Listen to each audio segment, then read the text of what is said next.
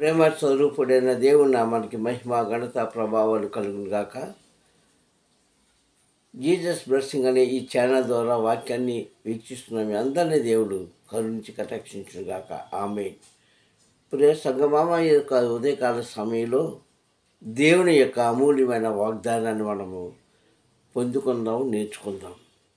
ఈరోజు దేవుడిస్తున్న వాగ్దానము నమ్మకమైన జీవితము. దేవుని స్తోత్రం, హల్లెలూయా. ప్రియ క్రైస్తవులారా, ఏ క్రైస్తవుడైతే దేవుని యందు నమ్మిక ఉంచి జీవిస్తారో వారు మాత్రమే ధన్యులు అని కీర్తనదారు చెప్పిన మాట మనం నేర్చుకుందాం. ఎందుకంటే నమ్మకం అనేది మానవ జీవితంలో చాలా అమూల్యమైనది. అందరికీ తెలుసు. ఒక వ్యక్తి నమ్మలేదనుకోండి, ఆ కార్యము సఫలపడదు.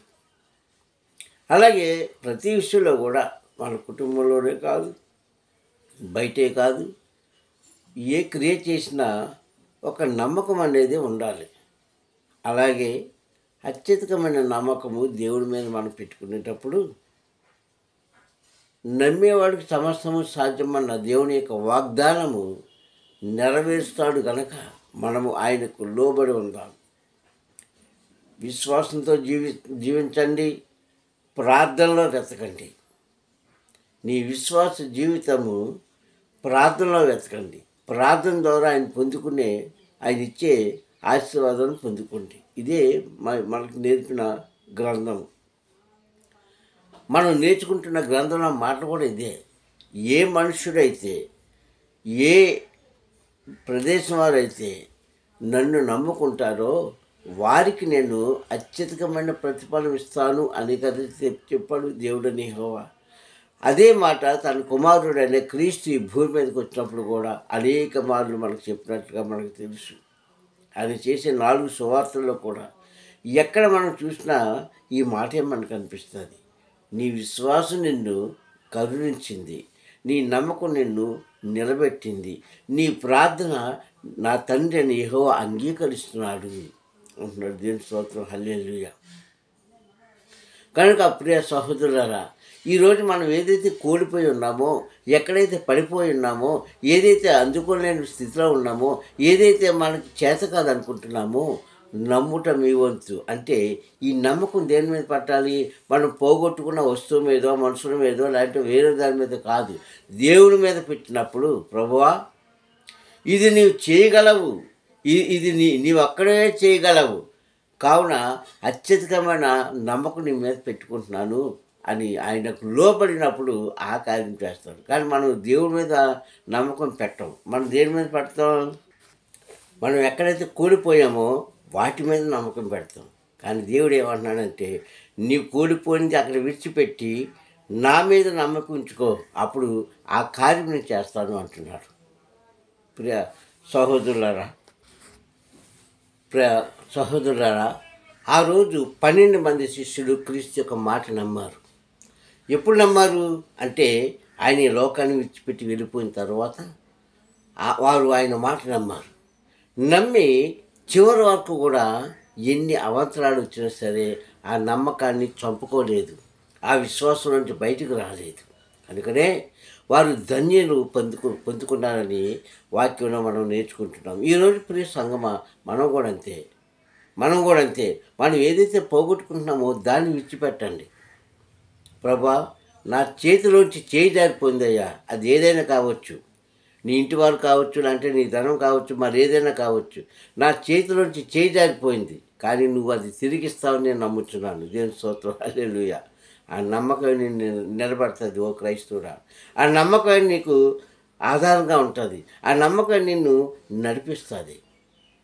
కానీ మనం దానికోసం ఆయన మీద నమ్మకం ఉంచినా ఉంచకపోయినా అది వేరే విషయము. కానీ మనం ఊడిపోయిన దాని మీద, పడిపోయిన దాని మీద, జారి విడుచుకున్న దాని మీద మనం లక్ష్య పెడతాం.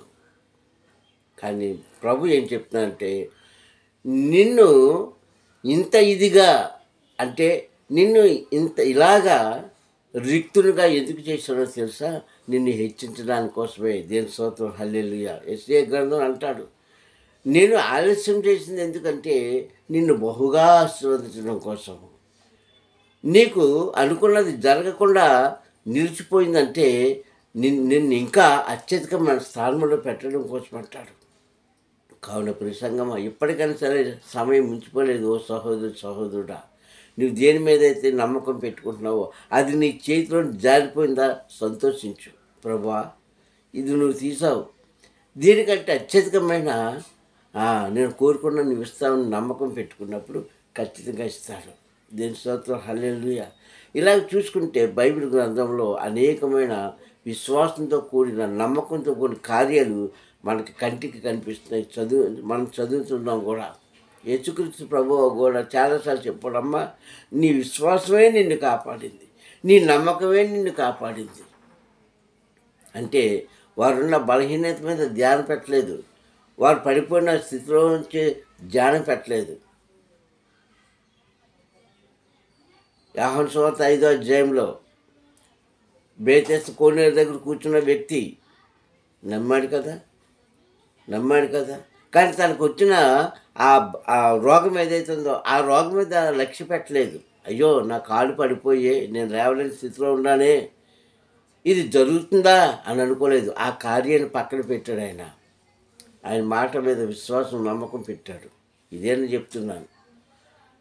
మనం ఏదైతే పోగొట్టుకున్నామో దాన్ని విడిచిపెట్టేయండి. కానీ ప్రభువా, నాకు రెండంతలు ఇస్తావయ్యా అని నీవు నమ్మకం పెట్టుకునేటప్పుడు ఖచ్చితంగా ఓ క్రైస్తవురాలా, ఓ యవనస్తురాలా, ఎవరైనా కావచ్చు, మీ ఉద్యోగంలో కానీ, వ్యాపారంలో కానీ, బిడ్డల యొక్క సమస్యలో కానీ, కుటుంబ భారంలో కానీ, ఏ విషయంలోనైనా సరే నీవు ఓడిపోతే సంతోషించు. ఎందుకంటే దేవుడు ఇంకా అత్యధికమైన ఆశీర్వాదం నీకు ఇవ్వబోతున్నాడు. దేవుని స్తోత్రం, హల్లెలూయా. అందుకే దేవుని మీద మనం విశ్వాసం ఉంచుదాం, ప్రార్థన ద్వారా వెతుకుదాం, నమ్మకంతో దాన్ని పొందుకుందాం. అదే దేవుడు మనకిచ్చే అత్యధికమైన ఆశీర్వాదము. కావున ప్రియ సహోదరులారా, అవిశ్వాసంగానో అపనమ్మకంతోనో దేవుడి దగ్గరికి రావద్దని మీరు ఖచ్చితంగా చెప్తున్నాను. అవిశ్వాసంతోనో అపనమ్మకంతోనో దేవుడికి ప్రార్థన చేస్తే అది ఫలించదు. నీవు పోగొట్టుకున్నది విడిచిపెట్టే, నీవు పొందుకోలేనిది విడిచిపెట్టే, అది ఏదైనా కావచ్చు. కానీ ప్రార్థన చేయి, దేవుడికి నమ్మకంతో ప్రార్థన చేయి,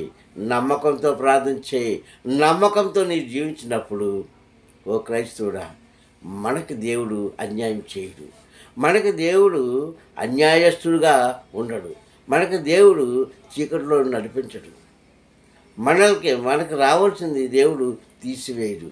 ఆయన ఒకటే, నీవు నమ్మిన ఎడల అన్నాడు కదా క్రీస్తు మార్తతో, మార్త, నీవు నమ్మిన ఎడల నా తండ్రి యొక్క మహిమను చూస్తామంటాడు.